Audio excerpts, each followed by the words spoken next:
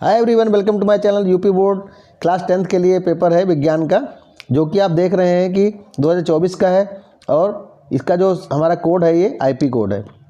मैंने ये paper original लिया हुआ है, उसे सॉल्व किया हुआ है और इसमें जो वन वर्ड के क्वेश्चन हैं मैं आपको बाद में कराऊंगा। इसमें मैं उनकी तरह बताना नहीं चाहता हूँ कि जो लोग कहते हैं टिक हो गया, पहला है दूसरा है, उस तरह नहीं। जैसे जैसे मैंने आंसर लिखा है, अगर कोई बच्चा ये भी याद कर लेगा तो 100% गारंटी है कि पेपर तो फंसेगा ही फंसेगा पिछला वाला। लेकिन जो लोग ये सोचते हैं ना कि 2025 का कोई पेपर आ गया है, ऑनलाइन कहीं से ले लिया है, वो गलत सोचते हैं। पिछला पेपर ही रिपीट होगा, कम से कम उसमें से 90% पेपर रिपीट होता है। तो आइए चलते हैं हम लोग एक एक करके देखते हैं क्वेश्चंस को बिना किसी देरी के। तो सबसे पहले बच्चों हमने ये बताना चाहा है कि ओरिजिनल पेपर के साथ साथ इसमें जो सोल्यूशन किया है मैंने, ये देखिए ये क्वेश्चन के टिक लगे हुए हैं। यहाँ पे पहले वाले में देखिए बी लगा हुआ है, फिर बाद में ये भी सॉल्व किया हुआ है। तो मैं ये क्वेश्चन बताने की बजाय पहले जो बड़े क्वेश्चन हैं उनको पहले बताऊंगा, इसको लौट के पीछे से बताऊंगा, ठीक है। तो आइए चलते हैं अपना खंड देखते हैं जहाँ पे हमारा बड़े बड़े क्वेश्चन शुरू होते हैं। सबसे पहले उनको सॉल्व करते हैं, ठीक है। वो कैसे सॉल्व करते हैं और कितना आंसर लिखना चाहिए ये मैंने बताने की कोशिश की। तो देखिए वर्णात्मक क्वेश्चन है ये। पहला क्वेश्चन निकट दृष्टि दोष से आया हुआ है और दृष्टि दोष से आया हुआ है, मतलब तो इसमें देखिए ये 4 नंबर का क्वेश्चन है। देखिए ये 4 नंबर का क्वेश्चन है, राइट। अब इसमें सबसे बड़ी चीज़ क्या है कि क्वेश्चन में कुछ लिखना ही नहीं है, एक एक वर्ड का क्वेश्चन है। इसमें लंबा लिखने से कुछ नहीं होगा। पहला क्वेश्चन है दृष्टि दोष किसे कहते हैं। PQR 3 व्यक्ति हैं, दोष निवारण के लिए जिन लेंसों का उपयोग किया गया उन्हें लिखिए। तो पहला है P केवल निकट की वस्तु को देख सकता है स्पष्ट, लेकिन दूर की नहीं देख सकता। तो ऐसे बीमारी को हम कैसे दूर करेंगे? तो अवतल लेंस से सही करेंगे। किससे करेंगे? अवतल लेंस। तो ये आंसर आपका सही है, ठीक है। आगे चलते हैं हम लोग। अगर Q केवल दूर की वस्तु को, अगर दूर की वस्तु देख सकता है, पास की नहीं देख सकता, तो ऐसे समय पे हम लोग उत्तल लेंस का यूज़ करेंगे, राइट, ठीक है। और फिर देखते हैं R ना तो ये दूर का देख सकता है ना ही पास का देख सकता है, तो वो द्विफोकसी लेंस का इस्तेमाल करेगा, ठीक है बच्चों। तो देख कितना प्यारा सा छोटा सा क्वेश्चन आया और कितने नंबर का? 4 नंबर। आपको इतना लिखने से ही 4 नंबर मिलने वाले हैं। वहाँ इतिहास भूगोल लिखने से कुछ नहीं होगा, जो टीचर्स बताते रहते हैं कि लंबा चौड़ा लिखिए, कुछ नहीं होगा उससे। और आगे चलते हैं हम लोग, अगला क्वेश्चन देखते हैं। अगला क्वेश्चन है दूसरा जो आया हुआ है, ये भी देखिए 4 नंबर का है। ये भी बहुत ही आसान है। जब आपसे पूछेगा जल तथा कांच में प्रकाश की चाल इतनी है तथा इतनी है, कांच में प्रकाश की चाल, तो अपवर्तनांक ज्ञात कीजिए। अगर वो पूछता है पानी के सापेक्ष पूछता है, तो पानी के सापेक्ष अगर पूछेगा तो देखिए यहाँ पे पहले क्या है? जल, और दूसरा क्या है? कांच। तो यानी ये जल का हुआ, ये कांच का हुआ। तो जो पूछेगा पानी के सापेक्ष पूछा है जल, ठीक है, पानी के सापेक्ष पूछा है, तो जल देखिए पहला वाला जल है और पहला वाला ये है, तो इसको ऊपर लिखिए। देखिए 2.25 × 10⁸ अपान कितना लिखा है मैंने, इसको नीचे लिख दीजिए ये वाला, ठीक है। तो जो सापेक्ष पूछेगा, पानी के सापेक्ष पूछता है तो पानी वाला ऊपर और सापेक्ष है वो नीचे, और उनको काट दीजिएगा तो आंसर ये आ जाएगा, ठीक है। सेकंड क्वेश्चन वायु के सापेक्ष। अब इसमें वायु के सापेक्ष पूछा है कांच का, तो कांच का यानी जो कांच का लिखा होता है लास्ट में, देखिए कांच का, ये नीचे कांच का नीचे, तो देखिए कांच का कौन सा है? ये है, ये वाला। तो ये देखिए नीचे, लेकिन ऊपर कुछ नहीं दिया है, तो ये हम लोग क्या मानेंगे? वायु का मतलब यहाँ समझेंगे हम लोग 3 × 10⁸ और इसको काट देंगे, आंसर हमारा आ जाएगा। कहने का मतलब है ये प्रकाश की चाल होती है, ठीक है। बढ़िया से 4 नंबर आ गए, कुछ करना ही नहीं था। आगे देखते हैं। तीसरा क्वेश्चन है किसी चालक का प्रतिरोध किन बातों पर निर्भर करता है। बहुत ही प्यारा क्वेश्चन है। किस पर निर्भर करता है? एक तो R, इतना ही लिखना है आपको, लेंथ पे डिपेंड करता है, लेंथ यानी चालक की लंबाई पर। दूसरा देखिए ये क्या है? एरिया के व्युत्क्रमानुपाती होता है, वर्ग एरिया के व्युत्क्रमानुपाती होता है। एरिया को क्या कहते हो? क्षेत्रफल। तीसरा क्या है? चालक के पदार्थ पर निर्भर करता है, ताप पर निर्भर करता है। बस इतना ही लिख देना है, पूरे नंबर। ये देखिए 4 नंबर का ये भी क्वेश्चन आया हुआ है। और इसमें एक चीज़ और ऐड की गई है, आगे क्वेश्चन में दिखा हुआ है कि एक तार का प्रतिरोध R है तो प्रतिरोध का मान कम हो जाएगा, उसी पदार्थ पर लंबाई दोगुनी हो जाए तथा त्रिज्या आधी हो जाए। तो ऐसी कंडीशन में क्या करेंगे? अगर लंबाई 2 गुनी हो जाएगी तो त्रिज्या का मान प्रतिरोध का 8 गुना हो जाएगा, राइट। क्लियर है पॉइंट? 8 गुना हो जाएगा। तो आगे चलते हैं हम लोग, अगला क्वेश्चन लेते हैं। ये भी हमारा 4 नंबर का क्वेश्चन हो गया। ठीक है। अगर टेक्निकली पढ़ेंगे आप लोग तो ज़रूर अच्छे नंबर आएंगे। और इतना ही लिखना है, मैं बता रहा हूँ, पूरा आंसर मिलेगा, पूरा नंबर मिलेगा उसके अंदर। अब देखते हैं कि भौतिक राशि किस दिशा में ज्ञात की जाती है। अगर ये फ्लेमिंग के बाएं हाथ के नियम के अनुसार, तो पहली बात तो इसमें फ्लेमिंग का बाएं हाथ का नियम बताता क्या है, पहले ये जानना जरूरी है। तो चुंबकीय क्षेत्र में स्थित धारावाही चालक पर लगने वाले बल की दिशा कौन बताता है? ये लेफ्ट हैंड रूल यानी बाएं हाथ का नियम बताता है। और दाएं हाथ का नियम क्या बताता है? ये देखिए एरो लगा है यहाँ से, ये इसका एरो ये लगा हुआ है। ये चुंबकीय क्षेत्र की दिशा कौन बताता है? ये चुंबकीय क्षेत्र की दिशा बताता है। ठीक है, ध्यान रखना। ये सारे आंसर देखिए यहाँ पे ये लगा हुआ है, इसका आंसर ये, यानी क्या बताता है ये। फिर आता है दोनों में अंतर क्या है, बाएं हाथ के नियम और दोनों। अंतर यहाँ पूछा नहीं है लेकिन मैंने लिखा है क्योंकि आपको नियम भी लिखना पड़ेगा साथ में। तो अंगूठा जो होता है हमारा बाएं हाथ में, वो बल की दिशा बताता है। मध्यमा हमारी धारा की दिशा बताती, तर्जनी हमारी चुंबकीय क्षेत्र की दिशा बताती। इसी तरह दाएं हाथ के नियम में भी आपको याद करना है। तो देखिए प्यार से आपके 6 नंबर पक्के हो रहे हैं। कौन सा वहाँ पे आपको पहाड़ खोदना है। ठीक है, आगे चलते हैं। अब ये तो क्वेश्चन लगातार रिपीट हुआ है पिछले सालों से, हर पेपर में पूछा गया, चाहे कोई भी सेट हो। घर में मुख्य स्रोत ABC निकलते हैं और इसमें से प्रत्येक तार का नाम, उनके कार्य तथा उनका आवरण, यानी किस कलर के उसके आवरण होते हैं, ऊपर कौन सा कलर होता है, रंग। तो देखिए पहली बात तो 3 तार होते हैं। एक जीवित तार होता है जो लाल रंग का होता है। ये क्या करता है, कार्य भी लिख रहा हूँ साथ में, उपकरणों को धारा पहुँचाता है। राइट। अगला ये देखिए भू संपर्क तार होता है जो हरे रंग का होता है, बिजली के झटके से बचाने के लिए होता है। राइट, ठीक है, ये भी देखो हो गया। फिर देखो तीसरा है उदासीन तार, ये काला या भूरे रंग का हो सकता है। ये उपकरण से धारा को वापस ले लेता है। 6 नंबर का क्वेश्चन है भैया, इसको भी नहीं करोगे क्या एग्ज़ाम में? बाकी लंबी वीडियो देखते रहो, उसमें कोई इतराज़ नहीं है हमको, क्योंकि हमें पता है कि वहाँ नंबर कैसे मिलने हैं। CBSE बोर्ड का मैं टीचर हूँ, मुझे पता है चित्र कितना लिखना होता है। नेक्स्ट क्वेश्चन देखते हैं। ये एथेनॉल के 2 रासायनिक गुणों को बताइए। तो ये आपके रिएक्शंस हैं ऊपर दिए हुए। पहला है CH3OH + 2Na CH3ONA + H2O। आप इसे याद कर लीजिए, दोनों है रिएक्शंस, हम इससे ज़्यादा बताना नहीं चाहते हैं, इसे रट लीजिए आप। ठीक है, क्योंकि इसमें बता भी नहीं पाएंगे, बोर्ड है नहीं यहाँ पे। ठीक है, बोर्ड होता तो हम कर देते वहाँ पे। आगे देखते हैं। द्वि अपघटन की प्रक्रिया क्या कहलाती है? द्वि अपघटन अपक्रिया से आप क्या समझते हैं?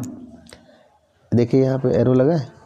ऐसी अपक्रिया जिसमें अभिकारकों के बीच आयन जो होते हैं उनका आदान प्रदान होता है, तो द्विविस्थापन अपक्रिया कहलाती है। इसका एग्जाम्पल बहुत ही प्यारा लिखा हुआ है, Na2SO4 + BaCl2।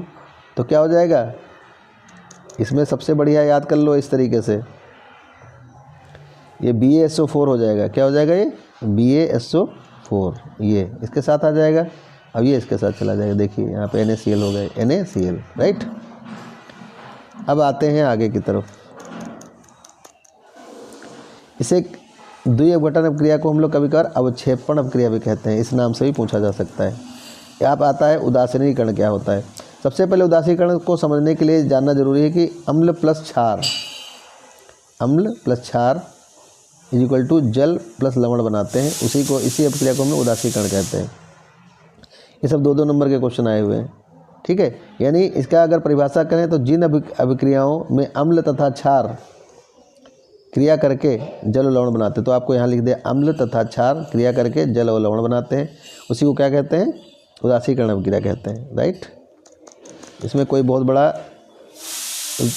जो है वो नहीं कर रहे हैं, आप लोग मेहनत कर रहे हैं कि हाँ इतना नहीं लिख पाएंगे हम। फिर देखते हैं pH, संक्षिप्त टिप्पणी लिखिए। pH का मान, इस पर क्या लिखेंगे? pH का मान, ये देखिए पहले पॉइंट पे देखिए लिखा है 7 के नीचे जो एरो नीचे की तरफ बना है ना, ऐसे, इसका मतलब होता है कम। अगर 7 से pH का मान 7 से कम है तो वो अम्लीय होगा। अगर 7 है तो उदासीन होगा। अगर 7 से ज़्यादा है, एरो ऊपर है तो 7 से ज़्यादा है या नहीं, तो वो क्या होगा? क्षारीय होगा। इतना लिखना है आपको वहाँ पे, और कौन सा वहाँ तीर मारना है। और इसमें लिख सकते हैं नीचे की तरफ ऑक्सीकरण अपक्रिया क्या होती है। ऑक्सीकरण अपक्रिया क्या है?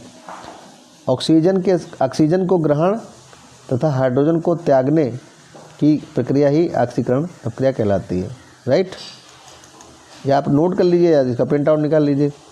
ये आप रिएक्शन लिख दीजिए, CH3 CH2OH KMNO4 के साथ में है उपस्थिति में CH3 उस OH बनाएगा। अब आती है दहन अभिक्रिया। क्या होती है दहन अभिक्रिया में? कार्बन डाइऑक्साइड यानी CO2 C + O2 = CO2, तो ऊष्मा निकलेगी, प्रकाश निकलेगी, यही तो दहन है।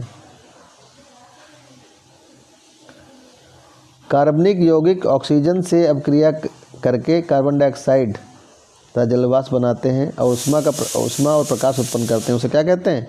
दहन अभिक्रिया कहते हैं। ठीक है, आप इसे नोट कर लीजिए, इससे ज़्यादा लिखना भी नहीं है आपको कुछ।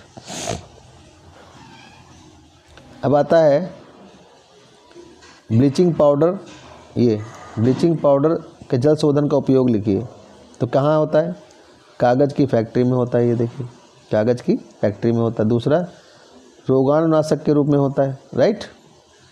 और अगर बनाने के लिए आ जाए प्लास्टर ऑफ पेरिस कैसे बनाया जाता है, तो आप ये पूरी रिएक्शन लिख सकते हैं। ये देखिए 6 नंबर की रिएक्शन है, 6 नंबर का मतलब क्वेश्चन आया हुआ है। CSO4 ½ H2O 3/2 H2O। अब बस यहाँ पे लिख दीजिएगा CSO4 × 2 H2O। आप इसे बार बार लिख के प्रैक्टिस कीजिए, ठीक है। अब आता है संक्षारण किसे कहते हैं, यानी उसका उदाहरण देना, सिर्फ उदाहरण देना है। परिभाषा से काम नहीं चलेगा। आप जो सोचते हैं यूपी बोर्ड की तरह कुछ भी लिख के चले आओगे, अब थोड़ा स्टैंडर्ड फॉर्मेट में आने लगे पेपर। तो पहला उदाहरण क्या संक्षारण का? लोहे पर जंग लगना, चांदी के ऊपर काली परत का चढ़ना, तांबे के ऊपर हरी परत का चढ़ना, ये सब उदाहरण है संक्षारण के, राइट। ये सब उदाहरण है, ठीक है। आगे चलते हैं। ओजोन क्या है? ओजोन क्या है और ये पारतंत्र को किस प्रकार प्रभावित कर सकता है? तो सबसे पहले ओजोन के बारे में लिखिएगा। ऑक्सीजन में जब एक मॉलिक्यूल बढ़ जाता है, ऑक्सीजन का मतलब O2 होता है, उसमें एक ऑक्सीजन का मॉलिक्यूल ये बढ़ रहा है तो O3 बन जाता है। क्या बन जाता है? O3, यानी 3 एटम हो जाते हैं इसके, ऑक्सीजन के। तो यानी ओजोन का निर्माण ऑक्सीजन द्वारा ही होता है। इसका प्रभाव क्या होता है? प्रकाश संश्लेषण पर इसका प्रभाव पड़ता है, प्रतिरोधी तंत्र को कमज़ोर कर देता है और त्वचा का कैंसर हो जाता है। ये सब इसके प्रभाव हैं, ठीक है। मैं समझता हूँ कि ऐसा कोई विद्यार्थी नहीं होगा जिसको समझ में ना आ रहा हो। ये देखिए कितने मार्क्स का है। सबसे पहले देखिए, ये देखिए यहाँ फटाफट 4 नंबर, ठीक है। आगे देखिए, खाद्य श्रृंखला एवं खाद्य जाल को समझाइए। खाद्य श्रृंखला और खाद्य जाल को कैसे समझाना है? तो ये देखिए मैंने यहाँ पे डिफरेंसेस लिखे हैं। पहला, खाद्य जाल में ऊर्जा प्रवाह की गणना की जा सकती। क्या की जा सकती? गणना। इसमें गणना करना कठिन है, ठीक है। पहला पॉइंट, गणना करना कठिन है। उसमें गणना करना इसमें आसान होता है, उसमें कठिन होता है, राइट। फिर केवल एक पोषण स्तर होता है इसमें, केवल एक पोषण स्तर होता है, इसमें कई पोषण स्तर होते हैं, राइट। जैविक समुदाय की सीमित जानकारी देता है ये, और ये व्यापक जानकारी देता है। तो इसलिए मैं इसको हटा रहा हूँ यहाँ पे जो रेड है, ताकि आप लोग उसे लिख सकें दोबारा, ठीक है। अब आता है कायिक प्रवर्धन। कायिक प्रवर्धन से आप क्या समझते हैं? ये क्वेश्चन आया, देखिए 4 नंबर का, बहुत ही क्यूट क्वेश्चन है ये। कायिक प्रवर्धन पौधों के वर्धी भागों जैसे जड़, तना, पत्ती पर उपस्थित कलिकाओं द्वारा पादपों का निर्माण कायिक जनन द्वारा ही होता है, जैसे आलू, गुलाब, शकरकंद। बस इतना लिख दीजिए, 4 नंबर पक्के आपके। फिर आता है मुकुलन। मुकुलन के बारे में लिखे ना, ये अलैंगिक जनन की भी एक विधि है, जैसे कि हाइड्रा में। तो 2 नंबर का है, इतना इनफ है, ठीक है। मानव मस्तिष्क की रचना और यहाँ संक्षिप्त वर्णन, तो या तो ये कर लीजिए आप, या फिर ये कर लीजिए नीचे वाला। अगर उसमें आप डायग्राम भी बना सकते हैं इसमें, और तीनों मस्तिष्क के बारे में लिख सकते हैं, कौन कौन से उसके पार्ट होते हैं, मतलब, ठीक है। पारतंत्र के अंदर क्या लिख सकते हो? ये सब मुझे लगता है ये सबसे ज़्यादा आसान है। क्यों? क्योंकि सबसे पहले देखेंगे आप, देखिए सबसे पहले सूर्य का प्रकाश, फिर उसको उत्पादक यानी हरे पौधे, फिर शाकाहारी खाते हैं उसको, फिर मांसाहारी शाकाहारी को खाते हैं, फिर ऊपर शेष मांसाहारी होते हैं। तो ये डायग्राम बना के आप लिख दीजिए कि सबसे पहला स्टेप हमारा सूर्य का प्रकाश जो है, हरे पौधे, उत्पादक में कौन आता है? हरे पौधे आते हैं, शाकाहारी में कौन है ना। तो सब इसे लिखते चलिए, आप लोग लिख सकते हैं इस चीज़ को, ठीक है। अब सवाल उठता है कि ये पेपर तो यहाँ पे हमने ख़त्म कर दिया, लेकिन अभी 1 वर्ड के क्वेश्चन बचे हैं ना। हमने क्या कहा था आपसे कि 1 वर्ड के क्वेश्चन हम कराएंगे, ठीक है, तो सबसे पहले वन वर्ड के क्वेश्चन पे चलते हैं हम लोग। वन वर्ड के क्वेश्चंस मैं टाइम पास नहीं करता हूँ और टीचरों की तरह,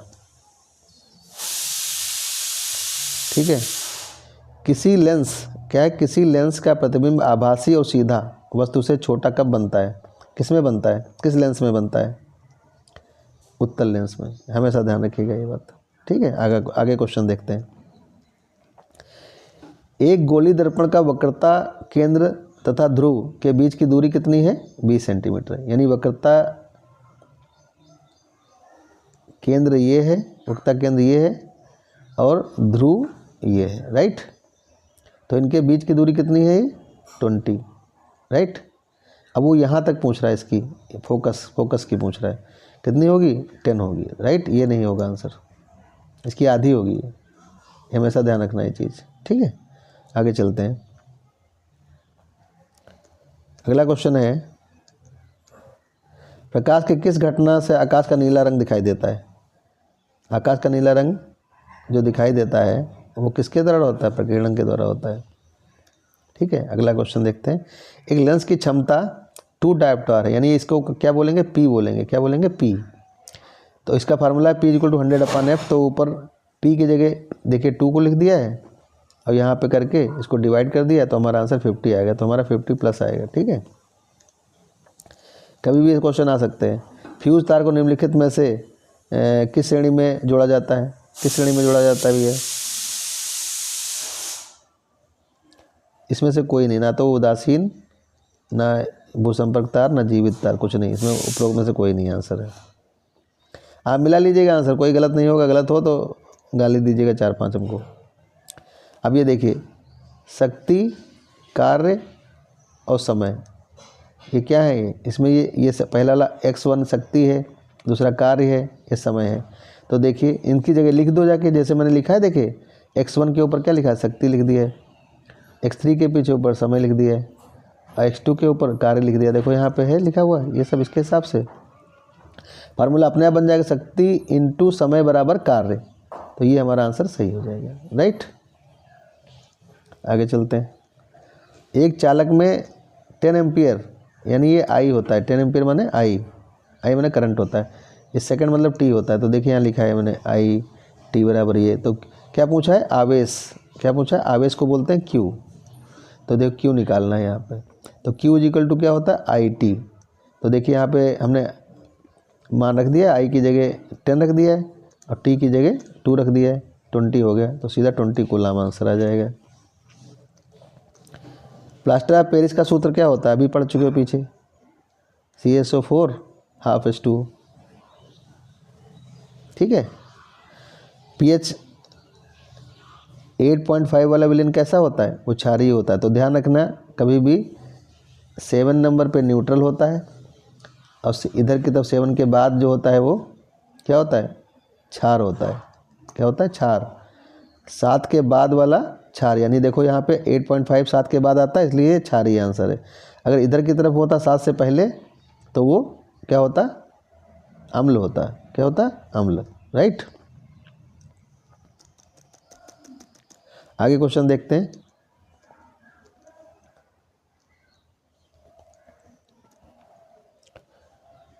CH3, इसमें पूछा है कि इसका आईपीएससी नेम बताइए।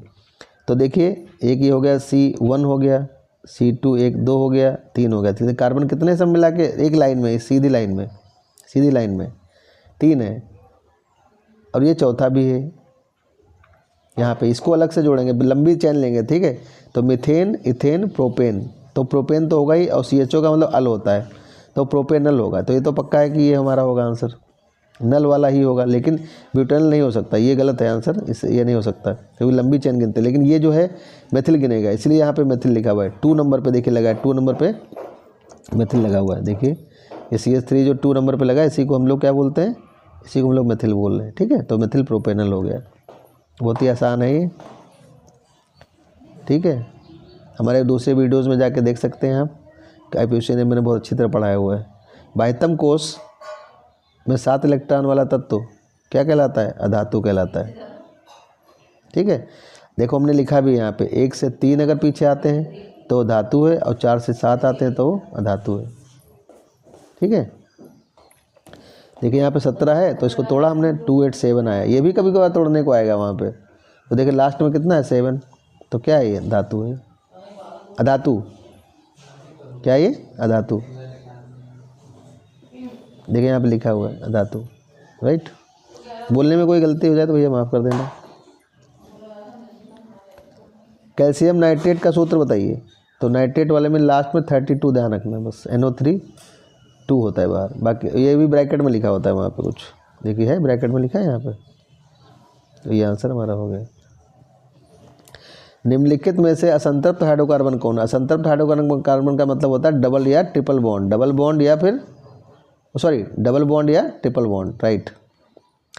तो इसमें ही होगा, क्यों, क्योंकि C2H2 जो है हमारा लास्ट की सीरीज में आता है, ठीक है, ध्यान रखना। ये भी वीडियो में आप देखिएगा तो पूरा समझ में आ जाएगा। रक्तदाब नापा जाता है काहे से, स्पेग्नोमीटर, ये कोई रटने की चीज़ है। तो फिर आता है पादप हार्मोन, बताइए कौन सा है, साइटोकाइनिन, ध्यान रखना।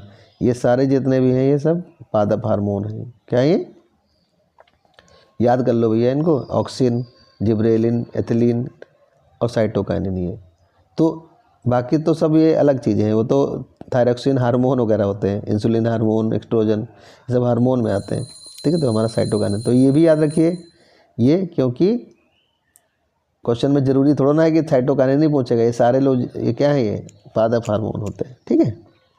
आगे चलते हैं। एक लिंगी पुष्प क्या है, पिछले क्वेश्चन में भी हमने पढ़ाया है, पपीता। पुनर्जनन का उदाहरण क्या है, हाइड्रा, राइट। ओजोन परत का क्षरण किसके द्वारा होता है, CFC के द्वारा होता है, क्लोरोफ्लोरोकार्बन। इसको कभी कभार फुल फॉर्म में बोलते हैं CFC, ध्यान रखना, खाली ऐसे रट्टा नहीं मारते चले जाओ। प्राकृतिक पारितंत्र क्या चीज़ है, वो वन होते हैं। प्राकृतिक क्या, प्रकृति में कौन पाया जाता है, वन पाए जाते हैं, ठीक है। आहार श्रृंखला में उत्पादक होते हैं कौन, हरे पौधे। आहार श्रृंखला में उत्पादक कौन होते हैं, हरे पौधे और नीलहरित शैवाल होते हैं। तो ये देखिए पहले तो मैं आपको करा ही चुका हूँ, ये भी ये देखिए पहले से करा दिया था, ठीक है बच्चों।